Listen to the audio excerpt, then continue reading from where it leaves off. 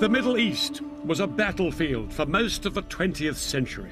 But one of the hardest fought wars of all was in 1973, when Egypt and Syria launched a surprise attack on Israel on the Jewish holiday of Yom Kippur.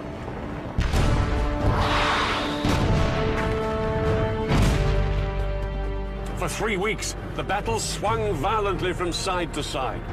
It brought each within sight of victory and defeat.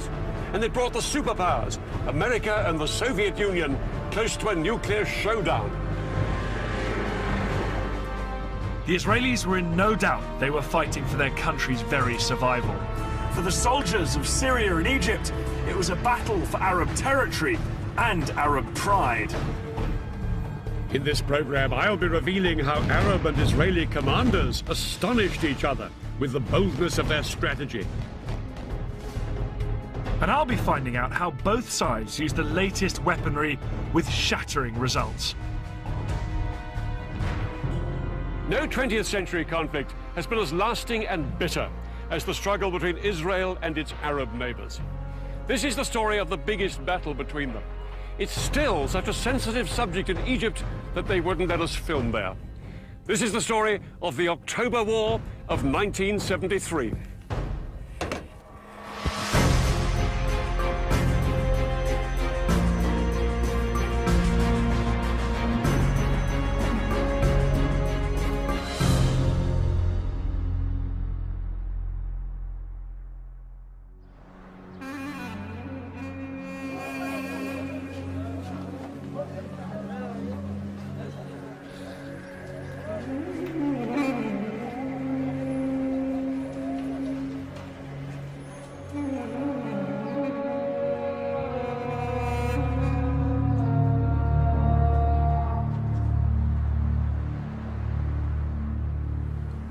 This concrete security barrier here runs through Jerusalem and hundreds of miles to the north and the south.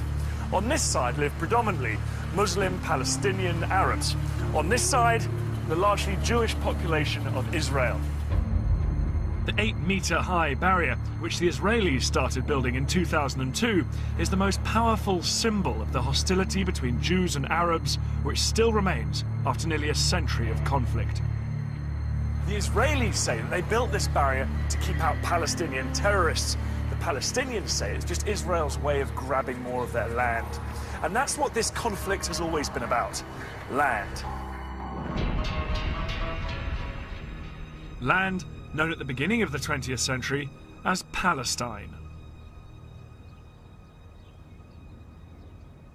Back in 1917, the British controlled Palestine, and they promised the Jews a homeland here.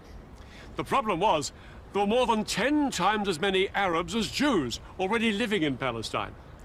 And as hundreds of thousands more Jews poured into the country, open fighting broke out between them.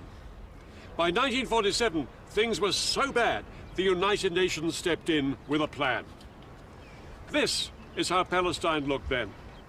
Lying on the eastern edge of the Mediterranean, it was bordered by Lebanon, Syria, Transjordan, and Egypt. The United Nations suggested partition. The Palestinians would keep land here, here, and here, and the Jews would have the rest.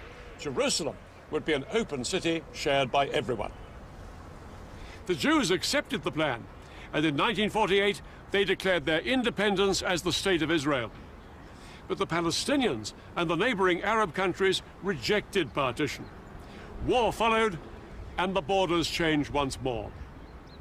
The Israelis took over Arab lands here in the north and along the Egyptian border, ending up with most of Palestine and most of the key city of Jerusalem.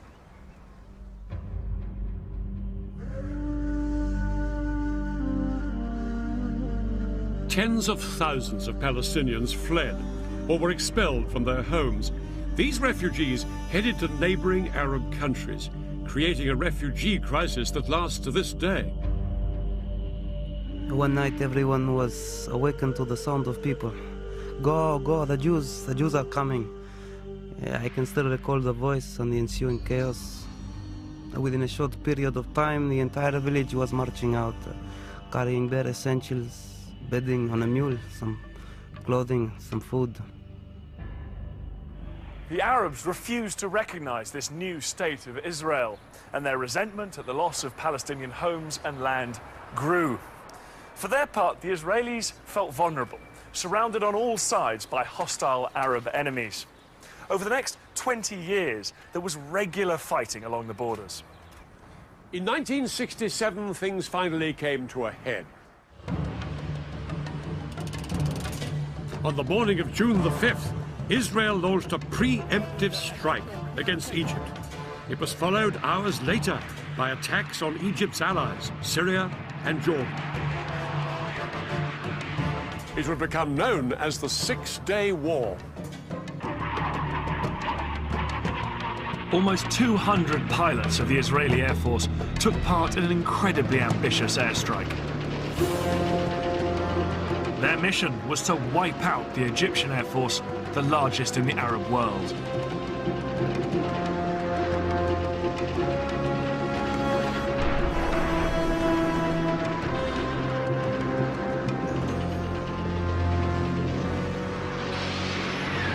In just under 2 hours, Israeli bombs destroyed almost the entire Egyptian Air Force before it had even got off the ground.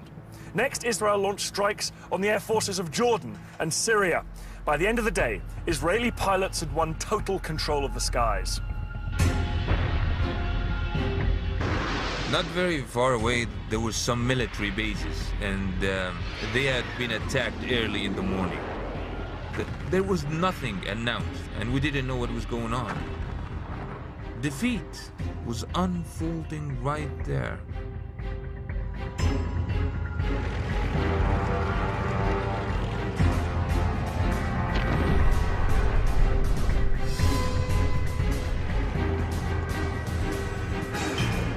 Israeli ground troops stormed into Syria, Jordan, and Egypt. At the same time, other Israeli troops made a bid to capture Arab-held Jerusalem.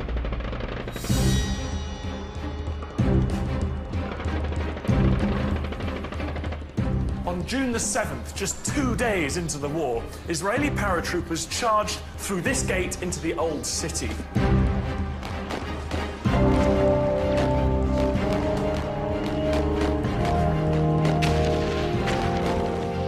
But as they pushed through these narrow streets, they came under fire from Jordanian snipers who'd taken up position in the upper stories of the buildings on either side.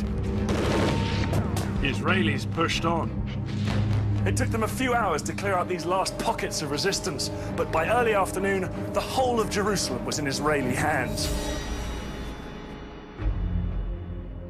I took out the Israeli flag, which I carried with me the whole time, and waved it. I hung the flag on the fence. My commander, who was the toughest among us, was standing next to me. He burst into tears underneath his steel helmet. Another friend was weeping. A chain of bullets wrapped around his neck. In the days that followed, Israeli troops drove back the soldiers of Jordan, Syria, and Egypt. In 6 days, the Israelis had won the war. The defeated nations counted the cost.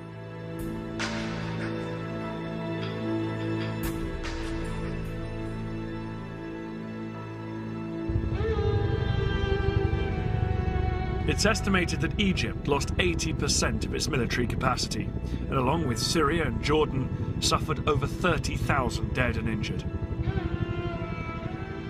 People didn't really know what was going to happen next. I mean, people were scared. The whole country was at a total loss of what to do.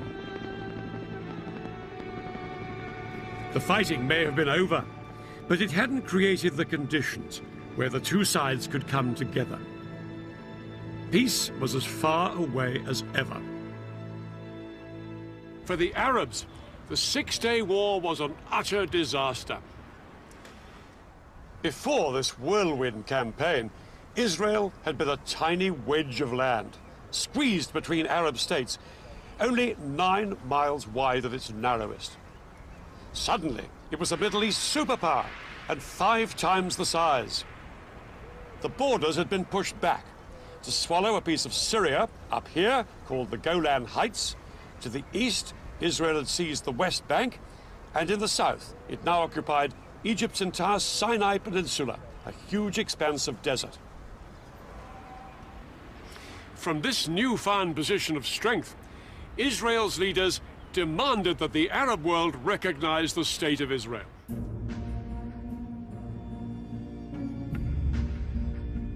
Arab leaders met in Sudan to formulate their response. They were emphatic. They would not recognize Israel and insisted on a total Israeli withdrawal from the territories it had just occupied. Over the next few years, both sides became entrenched, and nowhere was this more visible than along the new border with Egypt. The Suez Canal.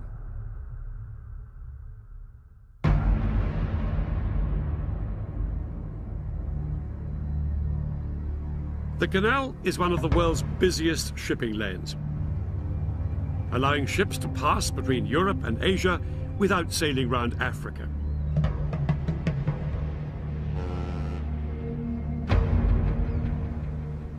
But after the Six-Day War, this international waterway was closed to shipping as sporadic fighting between both sides continued to flare up.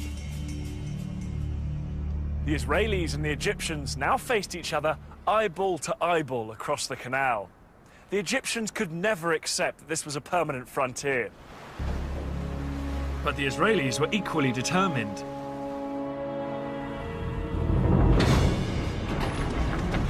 Egyptians now watched in horror as the Israeli military machine went to work. All along the Suez Canal, the Israelis built a massive network of walls, forts and trenches that became known as the Bar Lev Line.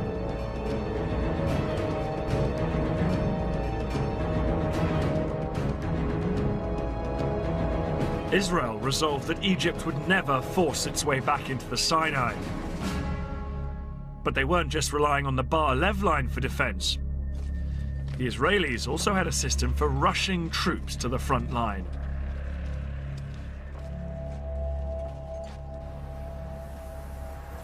Israel has a small population and can't afford a large standing army. So every male Israeli does 3 years national service and remains a reservist into his 40s or 50s, ready to be mobilized in times of war. Today, females also do national service and they can also be called up if war breaks out. 30 years ago, an army of 250,000 men could be mobilized within 72 hours if the Arabs showed signs of attacking. But after the Six-Day War, that didn't seem very likely.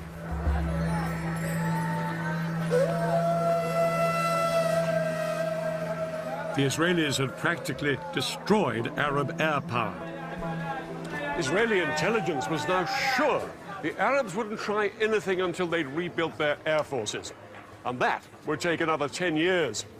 The Israelis were now supremely confident that if their neighbors so much as twitched, they would batter them into submission once more.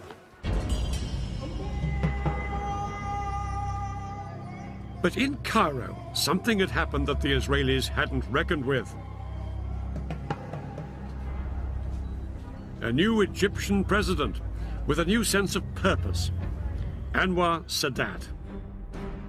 When Sadat came to power in 1970, Egypt was still a demoralized country, smarting from the loss of the Sinai. Sadat was considered a moderate by many, but one of the first things he did was appoint a dynamic and popular new military commander, General Saad el-Shazli. Shazli was given the job of revitalizing Egypt's poorly trained and under-equipped army, because Sadat was determined to do what the Israelis least expected: fight back. Sadat had decided that the only way to win back the Sinai from the Israelis was to make war on them. His plan was to launch a spectacular crossing of the canal and retake a strip of land in the Sinai. Sadat hoped that this would force the Israelis to negotiate a withdrawal from the rest of Sinai. But for this plan to work, Sadat was going to need help. Sadat found a willing ally in the Soviet Union, as the Israelis had with the USA.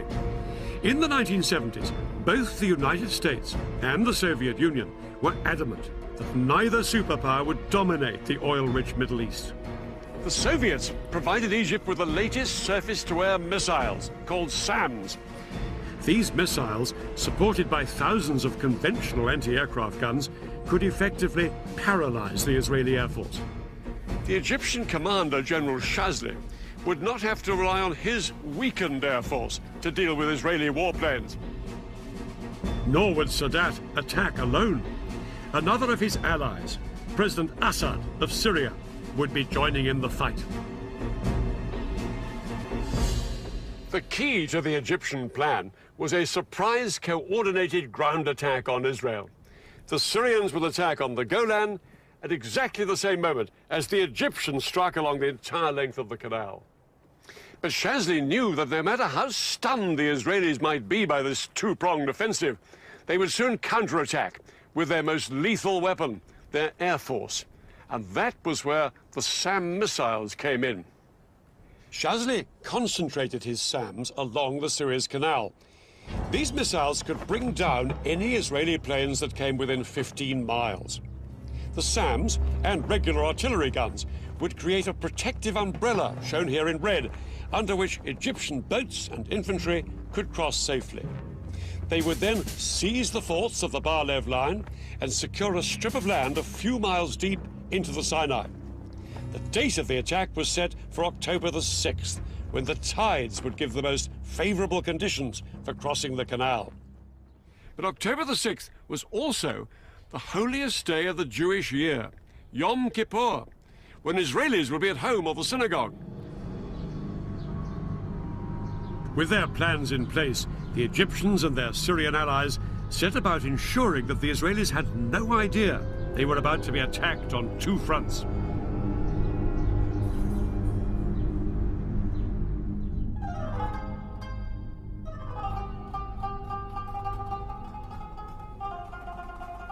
The Egyptians put into effect a complicated deception plan to try and lull Israeli military intelligence into complacency.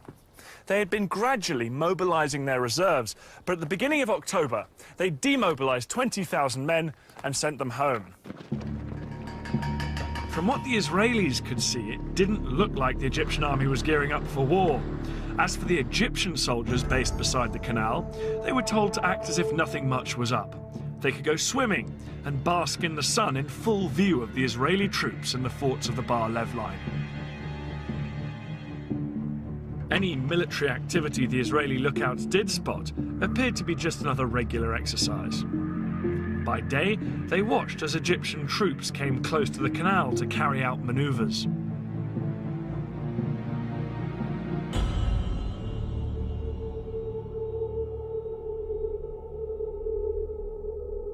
At night, they appeared to head back inland to their barracks many miles away.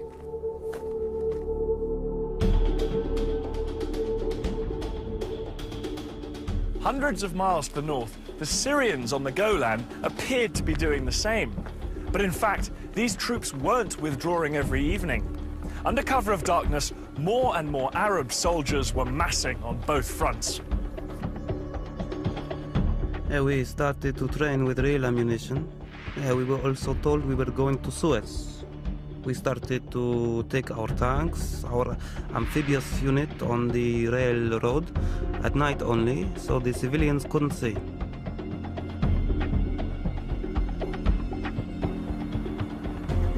Reports of all this Egyptian activity were given to the heads of Israel's military intelligence.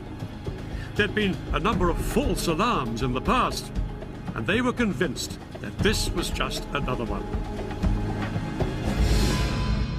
But they were wrong. At 4:30 a.m. on the 6th of October, the day of Yom Kippur, the phone rang at the home of Israel's military chief, General David Elazar. Elazar had been made Israeli chief of staff after a long military career and a host of victories. The call from Israeli military intelligence informed him that both Egypt and Syria would launch an attack in hours. Elazar's immediate thought was to send his air force to hit the Arabs before they had a chance to strike. But that decision could only be taken in the halls of power by Israel's politicians. And ultimately, that meant one person, Israel's Prime Minister, Golda Meir.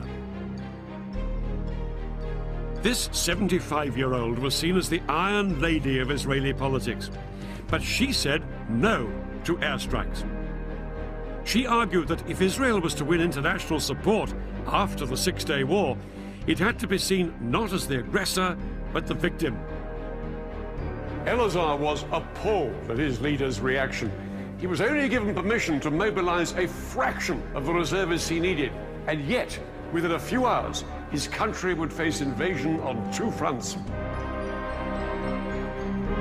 Egypt and Syria were poised to launch their attack.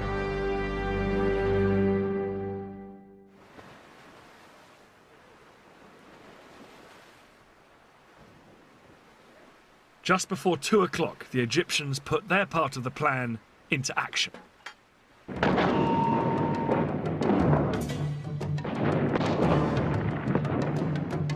Their assault across the canal on the forts of the Bar Lev line was such a momentous event in Egyptian history, it was later restaged for the cameras.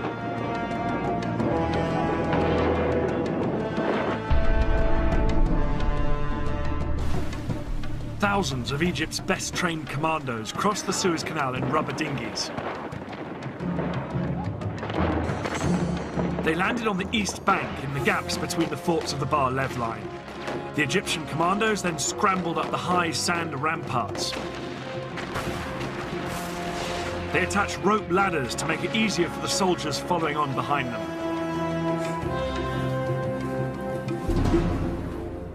Behind this first wave were 100,000 Egyptian infantry and more than 1,000 tanks waiting to cross the canal, but the biggest obstacle to them were the giant sand ramparts on the Israeli side. These were as much as 60 feet in height. It was impossible for the Egyptian tanks and heavy artillery to climb up and over them. The Egyptians experimented with using dynamite to blow holes in them, but this was found to take far too long. But then one junior engineer officer had a flash of genius. He suggested using high-pressure hoses to blast the ramparts with water from the canal.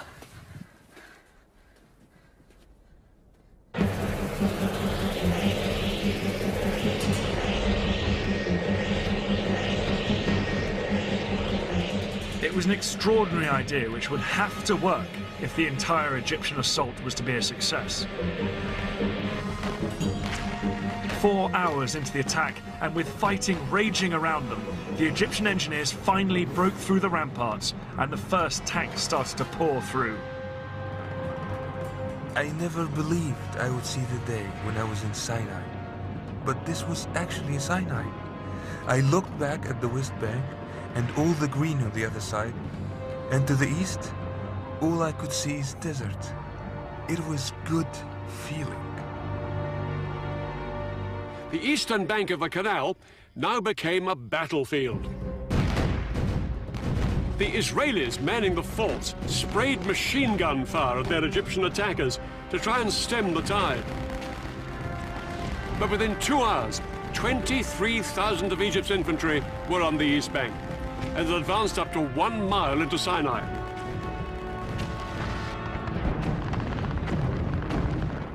The fort was surrounded by Egyptian forces and was under constant fire. We made repeated calls for help. We fired from time to time and reported back what we saw. But mainly, we tried to keep up our morale. But the Israelis were sure that their air force would come to the rescue.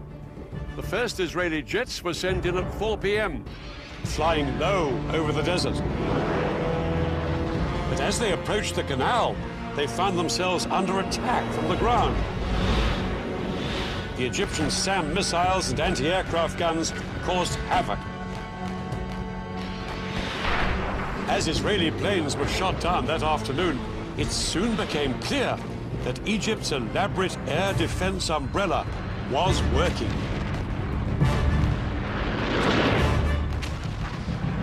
Israel's single greatest weapon, its air force, was virtually powerless to hold back the Egyptian onslaught.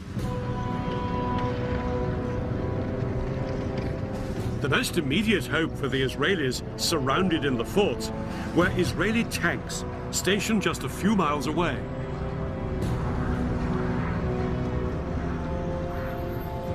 The Israeli tanks raced towards the canal. They thought they'd throw the Egyptians back as easily as they had done in 1967.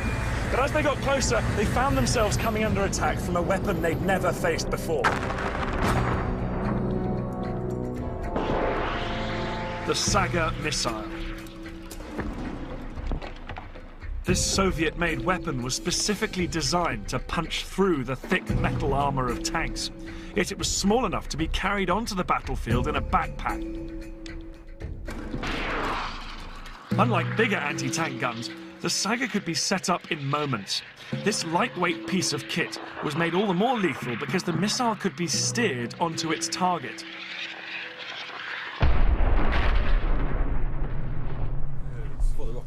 Today, Dan and I have come to the Royal Marines Commando Training Centre in Devon. We're going to find out why Egyptian foot soldiers found the new generation of anti-tank weapons so useful. A modern-day equivalent of the Saga is called the Javelin. It costs £75,000 to fire one missile, so I'm being shown the ropes on a simulator. Okay, so as you're looking through the eyepiece now, Dan, hopefully you're seeing exactly the same pictures I'm going to see on the computer screen. Yeah. Rather than firing off a real missile, the Javelin trainer uses a laser system. If I hit the target, it will show up on the control panel. Good scan. Oh, there's one up there on that ridge line. Okay, so well pinged, well spotted that one.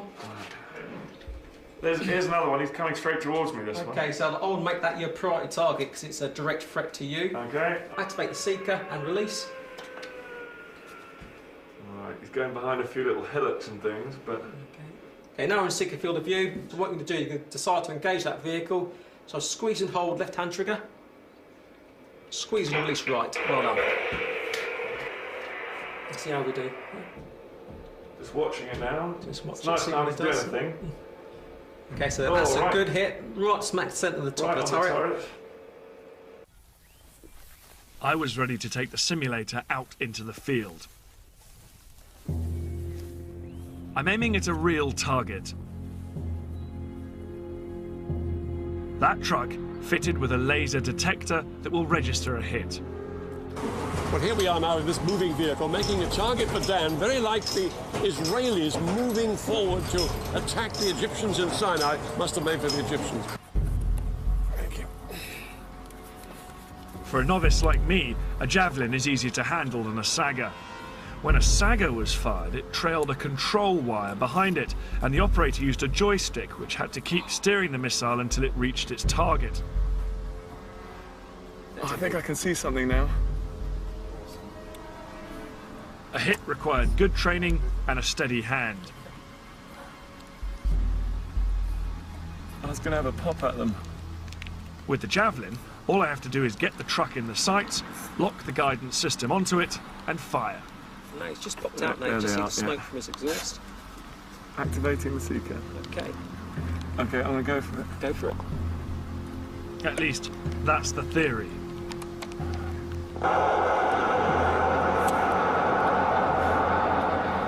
God, it's tricky with that wobble when you just try and get the track gates on the target. Did I miss? Fortunately, that's a no result, which means you've missed. I really had no idea where Dan was. This is where the old speed of duel starts to come into it now. His state-of-the-art Javelin can hit my vehicle from over 2 kilometers away, a similar range to the Sagas in 1973. No wonder the Israeli tank drivers were taken by surprise as they headed towards the Suez Canal. They simply couldn't see the Egyptians lying in wait with the Sagas.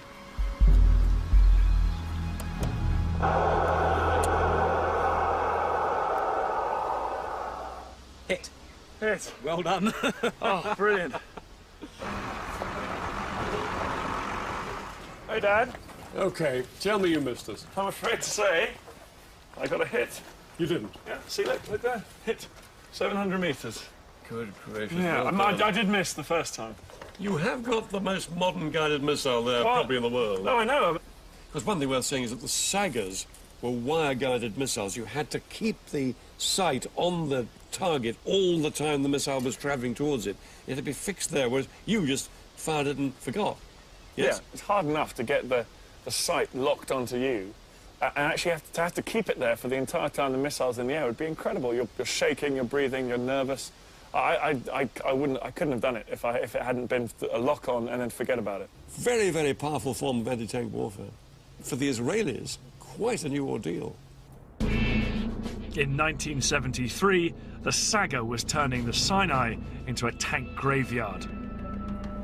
The tanks, which were the pride of Israel's army, were being destroyed by Egyptian infantrymen. Israel had begun the war with around 300 tanks in Sinai. By the end of the first 36 hours, they'd lost approximately half of this number. Things were critical for the Israeli soldiers in Sinai. But that was only half the story. At the same time the Egyptians launched their attack, the Syrians had launched their bid to retake the Golan Heights.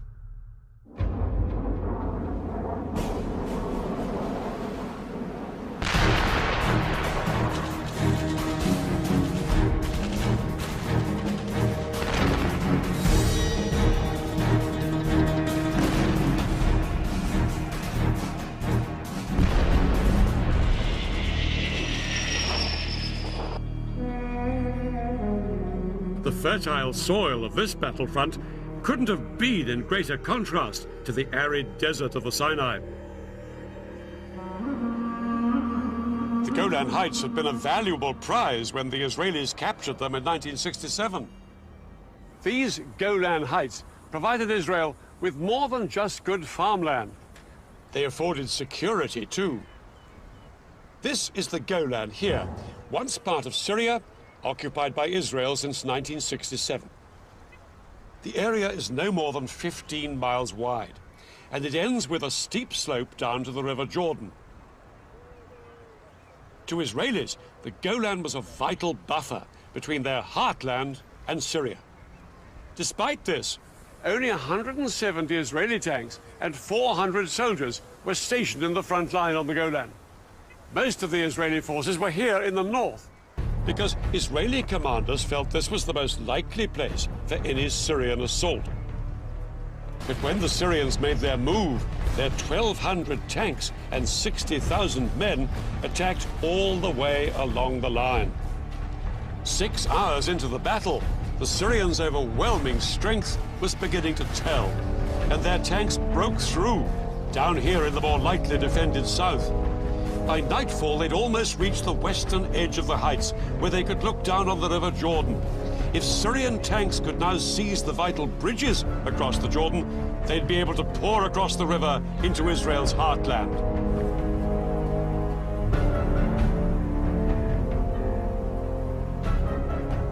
For Israeli soldiers in bunkers along the front line of the Golan Heights, the first day of the war had been a disaster. Their strong defensive positions had done little to halt the Syrian advance.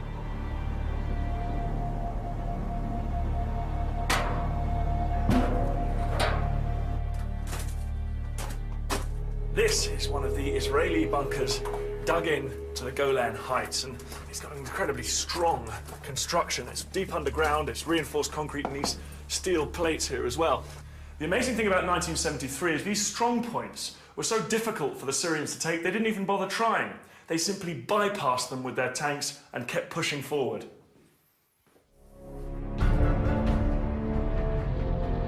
By the end of the day, the Syrians had taken almost the entire southern half of the Golan Heights.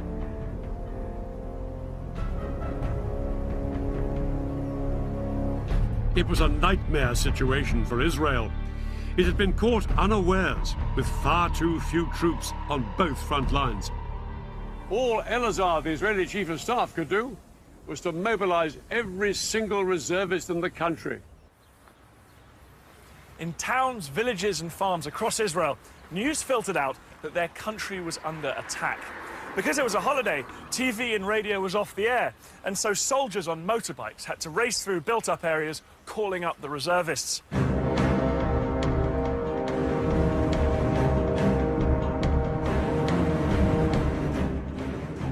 in my kibbutz on Yom Kippur when I heard the planes taking off from the Air Force Base in the area. I drove with another member of my kibbutz, who was also a company commander, to our assembly point. On the way, we said that whatever was happening, we'll probably be back home in a day or two.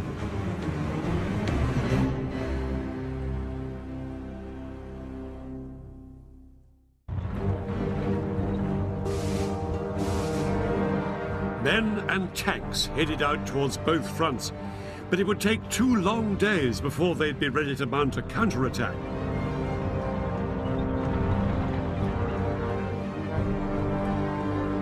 Then, on October the 8th, David Elazar announced to the world that his army had finally gone on the attack. This morning, we started our counterattack, and we shall break and destroy completely all the attacking forces. Elazar's first push was in the Sinai desert. The Egyptians had known that the Israelis would always counterattack, and they'd been lying in wait for just this moment. As soon as the Israeli tanks came into view, they let rip with devastating rocket, artillery, and Saga missile fire.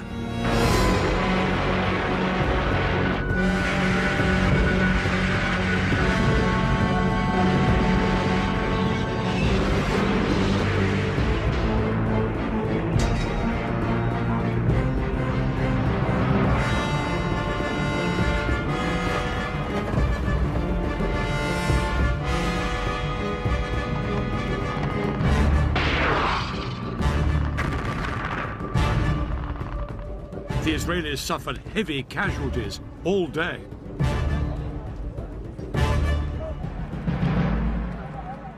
At least 50 of their tanks were destroyed or disabled.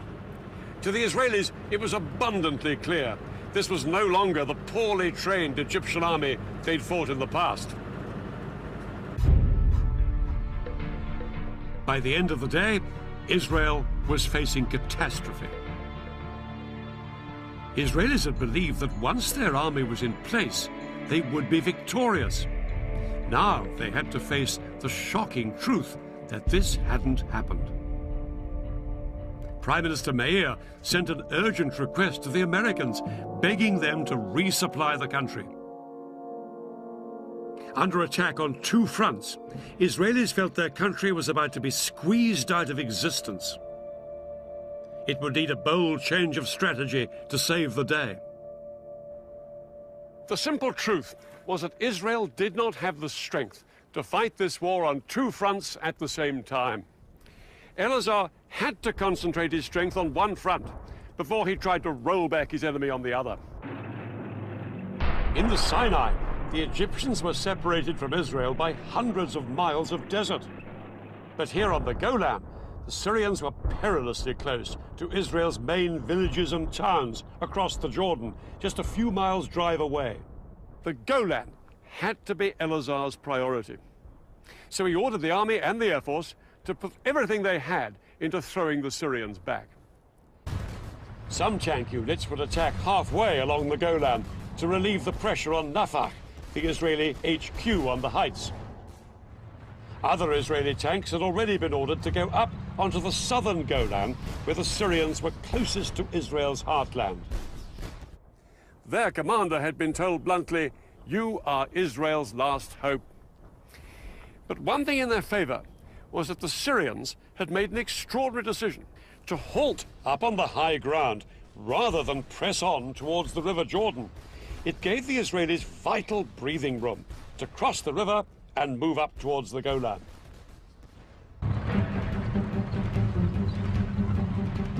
On the night of October the 8th, Israeli tanks stormed the Syrian positions.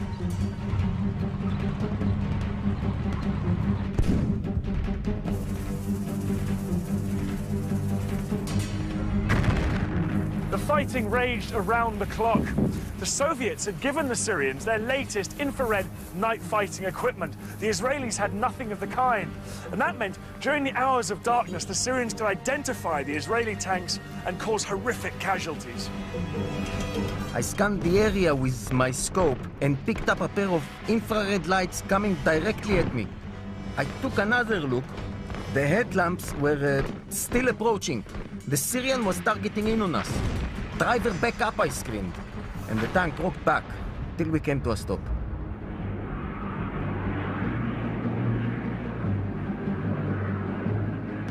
But as day broke, the Israeli ground troops got some much-needed relief from their air force.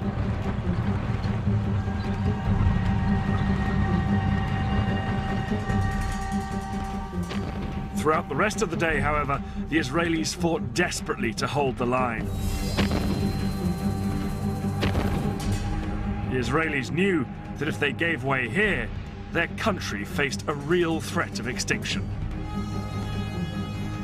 Losses mounted on both sides, but as the battle progressed, it became clear that despite some Syrian technological advantages, the Israeli tanks had thicker armor, and the Israeli crews could fire more quickly and more accurately than their Syrian counterparts. After 4 days of combat, I wasn't particularly worried by the Syrian tanks. It was enough to locate them and to have them come out to meet us, and victory would be ours.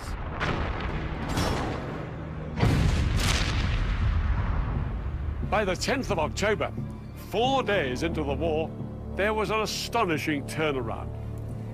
The Syrians were in full flight from here on the Golan. Israel's tanks chased them into Syria itself, and soon the Israelis were within shelling distance of the Syrian capital Damascus, just 30 miles off that way. Syrian President Assad sent a message to President Sadat, urging the Egyptian leaders to do something to relieve the pressure on Syria. And now Sadat made a momentous decision.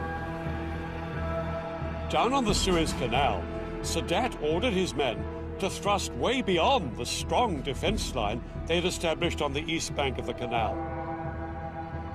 Their objective? Strategic passes through these mountains.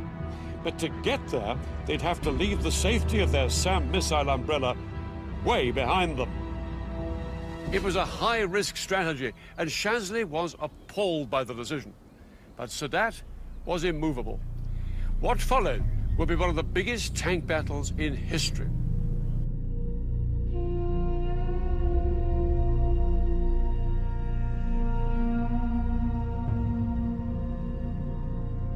"25 miles east of the canal, Israeli tank commanders were well dug in on high ground in good defensive positions. Across the open desert, they could see the sand being kicked up by hundreds of advancing Egyptian tanks.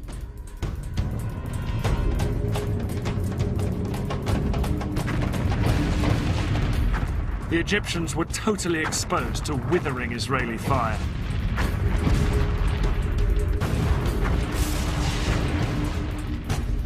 But over the following hours, the Egyptian tank brigades repeatedly tried to push further east into the Sinai. As the Egyptians moved out beyond the protective cover of their SAMs, Israeli aircraft rained down bombs on the exposed Egyptian tanks.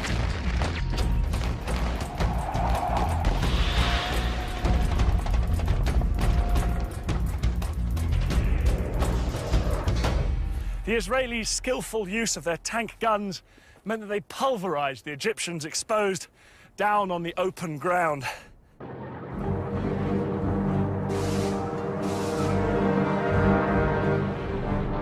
The Israelis knocked out an estimated 260 Egyptian tanks. They lost only 20 of their own. Yeah, we fought hard. It was a successful tackle. And what made it possible was the fighting spirit of our soldiers. This battle was a turning point in the war. Now the war started to swing in Israel's favor. By October the 15th, the Americans had responded to Prime Minister Meir's request for resupplies. For days, American planes arrived in Israel with huge numbers of tanks, shells, and new planes. Israel was in a much stronger position. Elazar and his commanders were determined to force the Egyptians back across the canal. They now planned an exceedingly ambitious and risky operation, and a man who would play a key part in it was General Ariel Sharon. Sharon would later become Israel's prime minister, but in '73 he was one of the country's most dynamic generals and immensely charismatic. He just left the army that summer, but when war broke out, he was recalled. His detailed knowledge of the Sinai, where he'd fought during the Six-Day War, would prove invaluable in framing Israel's audacious new plan. The Egyptians on the east bank of the canal were split into two armies, one in the north and one in the south. 100,000 men and about 1,000 tanks, well dug in and well defended by minefields. They looked impregnable, but one of Sharon's patrols had discovered a narrow gap, just 1 mile wide, between the two armies at this spot, where the Suez Canal joined a large salt lake. Sharon was ordered to push through here with his tanks, widen the gap, and secure a corridor through to the canal. The Israelis would bridge the canal, and hundreds of tanks would then pour across it and fan out north and south to cut off the Egyptians from behind. The Egyptians' positions on the eastern canal bank would then be untenable. For the Israelis, the whole operation would be fraught with danger. The biggest threat was an Egyptian stronghold here called Chinese Farm. It was just north of the planned Israeli corridor. Sharon had to neutralize the Egyptians at Chinese Farm if the Israeli plan was to succeed. But what the Israelis didn't know was just how big the Egyptian presence was at Chinese Farm. Large numbers of Egyptian tanks and infantry were gathered there. Unaware of how outnumbered they were, at dusk on October the 15th, the Israeli assault force moved in. Sharon's tank crews approached Chinese Farm to make their surprise attack. They moved in from 3 different directions, but the Egyptian position was a lot stronger than the Israelis had expected. A ferocious night battle erupted between the Israelis and the Egyptians. Both sides now faced the same problem. The fighting was at such close quarters that it was difficult to tell who was friend and who was foe. At one point, when my tank had stopped, an Egyptian soldier climbed onto it and asked me in Arabic for a cigarette. He thought we were Egyptians. I bent down and pulled the pin on a grenade and tossed it at him. All night, the Egyptians put up a stiff defense. They disabled Israeli tanks and killed and wounded enemy soldiers. The Israelis realized they faced a tough fight to secure the vital road to the canal. The Egyptians were spread out like a horseshoe. They could shoot at us from 3 sides. It was a carpet of fire, the bullets were everywhere. I thought from here, we are not going to get out alive. This is our death place. Sharon decided to cross the canal before waiting for the Battle of Chinese Farm to be won. At midnight, he sent 750 paratroopers to sneak across and establish the vital toehold on the west bank. His men had been totally unopposed. But to turn this into a major breakthrough, the Israelis would need to get thousands more men and tanks across the canal. In fact, the Israelis had built a mobile bridge a year before the war for just this purpose. The bridge was 180 meters long, weighed 400 tons, and took 3 days to put together. Once assembled, it was towed on metal rollers through the desert by 12 tanks along the only road down to the canal. But there was a problem. Because of the fighting still raging at Chinese Farm, the road to the canal was blocked by a huge traffic jam. By daybreak, the bridge had only traveled 2 miles. There were another 13 to go. Sharon needed to get tanks across the canal to reinforce his troops who'd crossed earlier. Without the bridge in place, he had to float 50 tanks across on inflatable rafts. The sudden appearance of Israeli tanks on the west bank of the canal was a huge surprise for the Egyptians. Soldiers manning the SAM batteries reported that groups of several tanks would show up in the distance, open fire at them, and then disappear.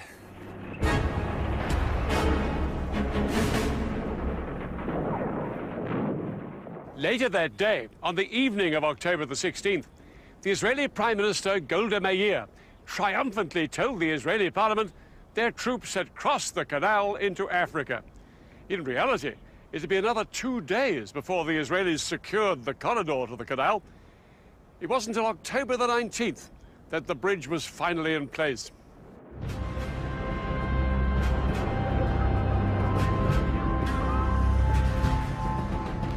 As Israeli tanks surged across the bridge, they came under heavy bombardment from Egyptian artillery and aircraft. But the tanks pushed on to their first objectives on the West Bank, Egypt's SAM missile sites. Once these missiles were destroyed, Israeli warplanes swept into the attack in support of the tanks fanning out north and south on the west bank of the canal. Egypt's Third Army, here on the east bank, was soon in danger of being surrounded. Shazli urged that some units should be pulled back here to the west bank to fight the Israelis. President Sadat replied abruptly, "No retreat."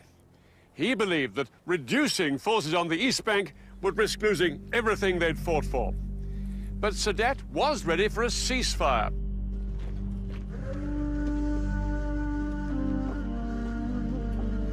It was announced on the 22nd of October.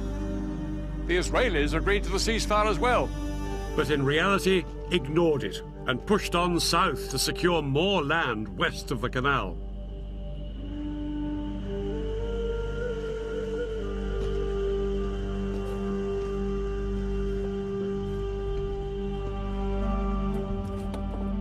By October the 23rd, the Egyptian Third Army was surrounded.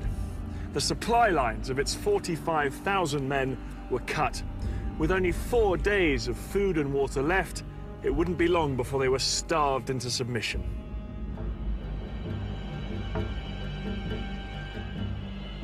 Some Egyptian soldiers were so desperate they surrendered.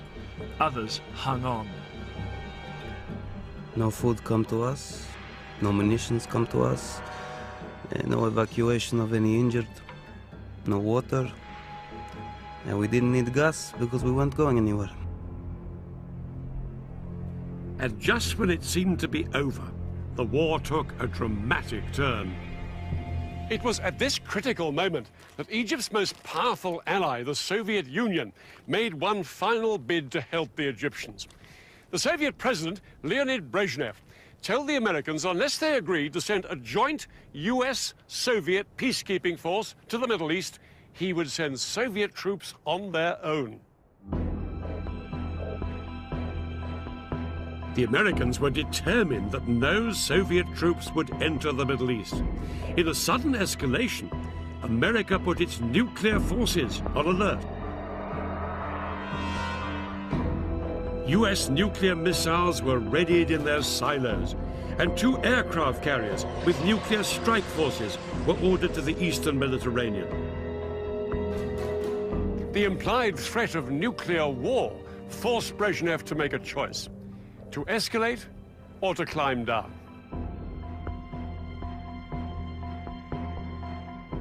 Brezhnev decided to climb down, and no Soviet troops went to the Middle East. But the flurry of international pressure had made its mark. On October the 25th, the Israelis finally heeded the ceasefire, and the October War was effectively over.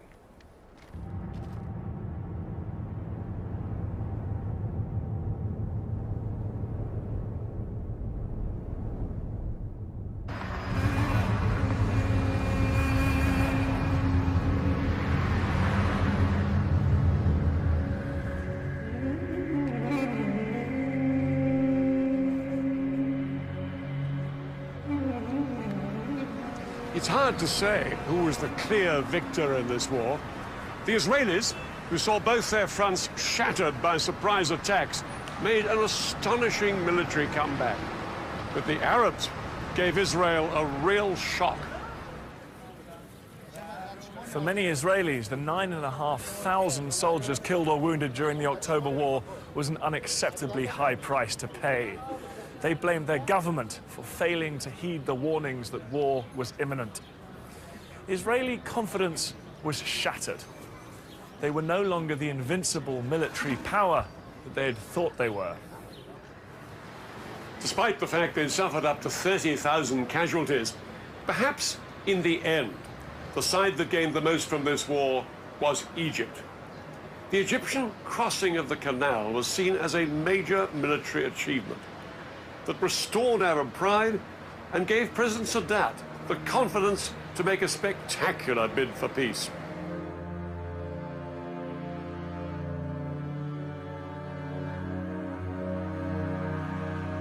In November 1977, the Egyptian president, Anwar Sadat, arrived in Israel, and in the Israeli parliament in Jerusalem itself, he became the first Arab leader to recognize the state of Israel. ولقد جئت إليكم اليوم على قدمين ثابتتين. Israel and Egypt were now on the road to peace, which culminated in 1982 with what Sadat had always wanted, a complete Israeli withdrawal from the Sinai.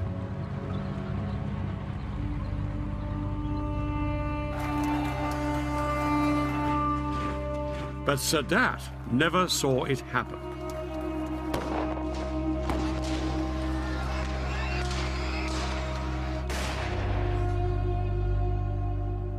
On October the 6th, 1981, the 8th anniversary of the war, Anwar Sadat was assassinated by gunmen opposed to his peace treaty with Israel. The October War had claimed its last victim. The war didn't sort out the fundamental disputes between the Israelis and the Arabs. In fact, technically, Israel is still in a state of war with Syria. All the treaties and all the talking still haven't brought peace to this part of the Middle East.